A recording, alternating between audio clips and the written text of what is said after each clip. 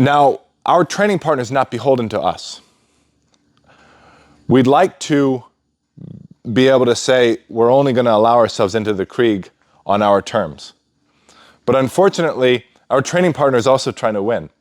And so what we need to first develop is a way at which we're going to perform defensive actions and adopt defensive postures that give us that strong position before our training partner gets close to us.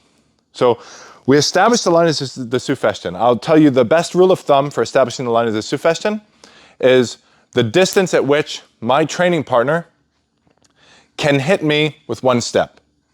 So we'll assess the quality of, we assess the distance at which David can hit me with one step. So he checks his distance. Here he can hit me without a step. He tries again. Good. Here he can hit me with a step.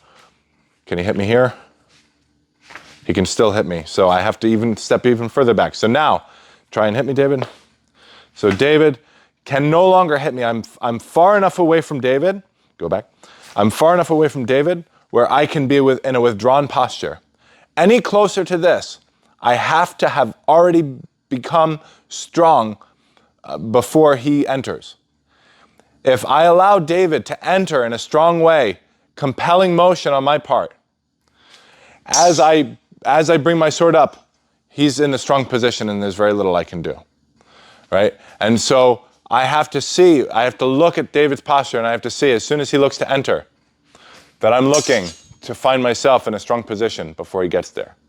So I look to take from either side. I can take on the right, I can take on the left. And I do so before he enters. So let's talk about how to take. This is what I'm looking at when I'm looking at David, my training partner. The way to keep myself safe is I maintain my point oriented no further out than the line of David's shoulder and no higher than the line of David's head. Now, depending on which side of his sword that he's on, I'll point to one shoulder or the other.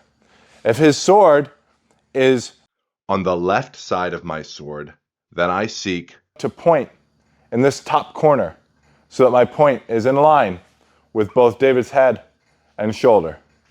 If David's sword is to the right side,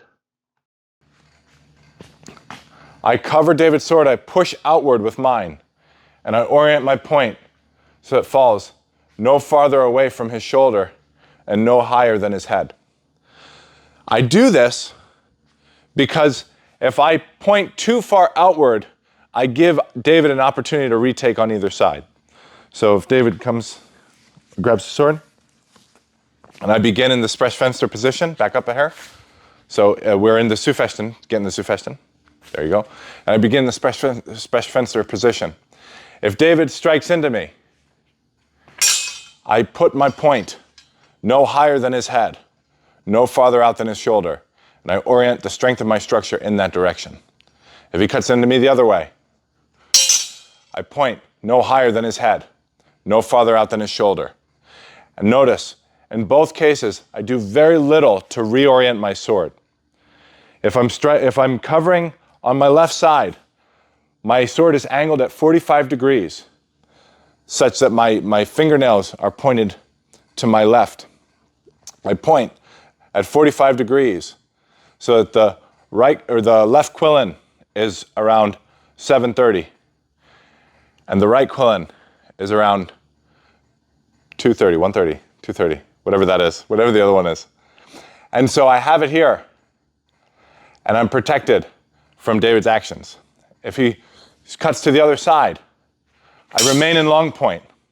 I keep my point no higher than his head, no farther out than his shoulder. If I push forward, you can see that my point is where it needs to be. My right quillin and my left quillin are oriented in the exact same directions that they were. I keep my sword in my center.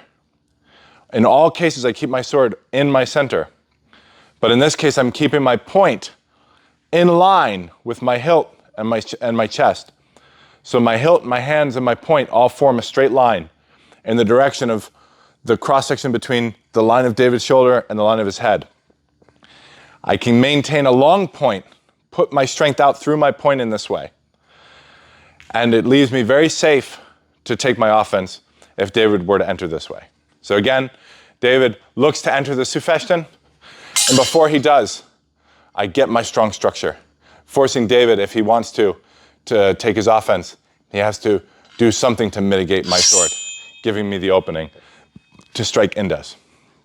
If he strikes to the other side, I get myself situated so that my point is no higher than his head, so that my point is no farther away from his shoulder, and my sword is on my center, my hands, my chest, my hilt, and my point all in a straight line in the direction of David's shoulder.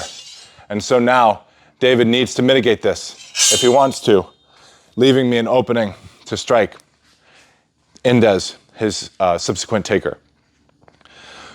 Now this is how I address David as he crosses from the Südfechten into the Krieg. I want to maintain my long point, and I want to maintain my strong structure in the direction of his sword. Thanks for watching Historical Fencing Channel content. If you'd like to learn more, check out our Patreon link in the description for detailed, one-on-one, tailored instruction. And don't forget to like and subscribe.